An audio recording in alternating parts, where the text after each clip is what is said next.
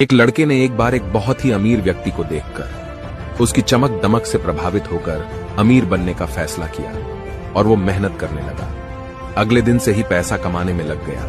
कुछ ही दिनों बाद उसकी मुलाकात एक विद्वान व्यक्ति से हुई जो बहुत विद्वान था और लोग उसको बहुत सम्मान दे रहे थे, उसके पैर छू रहे थे। ये सब देखकर उसका मन विद्वान बनने का हुआ और अगले दिन से उसने कमाना छोड़ के पढ़ाई लिखाई चालू कर दिया और रोज सुबह शाम पढ़ता, ज्ञान प्राप्ति करता।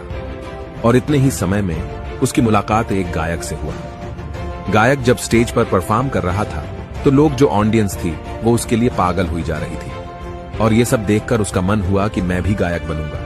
अब वो लड़का न जिंदगी में अमीर बन पाया, न विद्वान बन पाया, न ही एक सक्सेसफुल गायक बन पाया। निष्कर्ष, यह दुनिया ना बड़े ही चिकनी है। मतलब आप जहां भी जाएंगे हर जगह आपको हर प्रकार के लोग मिलेंगे और आपका मन भटक जाएगा और आप लाइफ में कुछ नहीं कर पाएंगे कभी। इसलिए अगर आप एक ही काम को लगातार निरंतर करते रहते हैं तो सफलता जरूर मिलेगी आपको। और हाँ, हर इंसान में कुछ न कुछ खूबी जरूर होती है और आप में भी है।